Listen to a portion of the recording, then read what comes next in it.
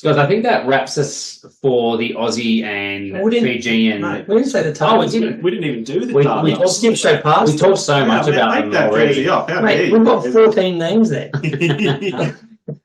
All right. Everyone can pick one. I'm sorry. We'll go back to the Super Rugby 2025 champions, the New South Wales Waratahs. No bias there, obviously. I might go with Jackson Rapata. Yes. So I'm mainly choosing him because he plays for Southern Districts in the Shoot Shield. He's a weapon. And he's just an absolute gun. I think he'll play mainly centre, like mainly inside centre. I like Nandolo said about him. He said he's a freak of a player. I wouldn't be surprised if he's that good that he pushes Suoli'i to 12 and then pushes to 13 himself. So can play in both jerseys, but there's obviously a lot of competition there. I also forgot about Fiketti. I was going to say that means he's got him over Fiketti, so that's a big call. Yeah, a big endorsement. Yeah, and he played with him, so yeah, he's a very, very good young player who's been in the system for a long while now. So very excited to see him.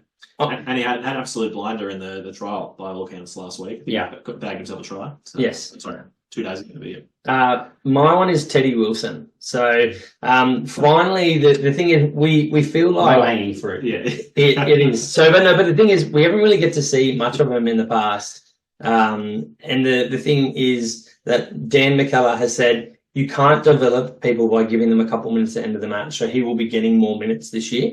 And he's got his own partnership with Bowen as well. Did he say so? He'll be getting more minutes this year? Is that you? No, he said basically he said you can't develop people, so he's going to be getting more minutes this year. Oh, okay, he will be. Yeah. I wasn't sure if that was you. We know, no.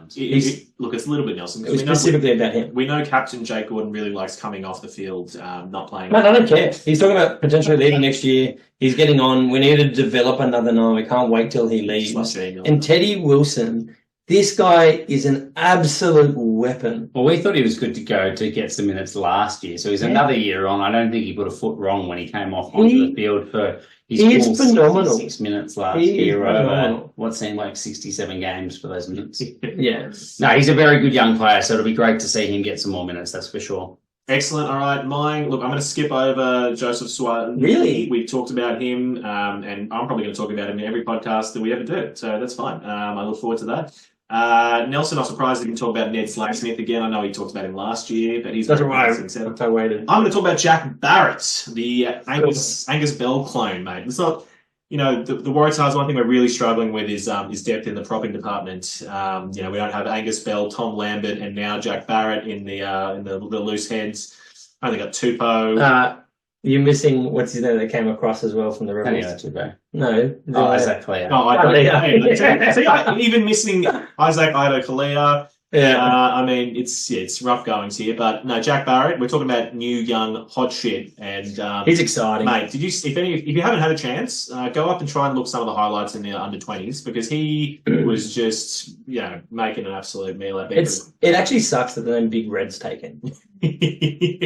So anyway, keep your eyes out for him. If hopefully we don't have another year where we seem to be decimated in the front rows with injuries. But he did get his debut last year, didn't he? Coming in as I think he was like 19, playing Super Rugby. So I mean, at least he's already had a taste. So on to bigger and better things again this year, I would say. Exactly. And we lost HAH, so we lost the 1 fire truck. We brought in bring in the next one. So. Can't miss throwing in also the name of Henry O'Donnell, another centre returning back from his little stint over in Perth, coming home.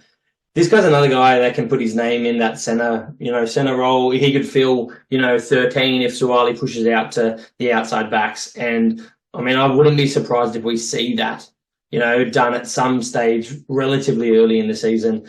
I'm not saying it's going to stay like that all year, but I think we'll see him get that crack in the 13 jersey. Mate, it's good to have some depth, isn't it? It's good to have players to be excited about that aren't on the field. I think his attack game is there, good enough. I think maybe the risk would be his defence in that 13 channel at Super Rugby, but I guess we'll see.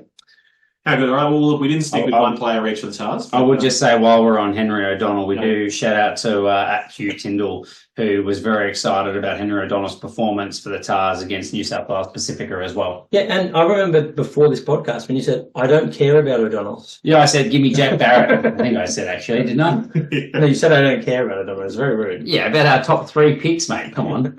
And I said, give me 2 props, I'll have you know. And Cargill was filthy because then there was none left for him. You've got to leave me the props, mate.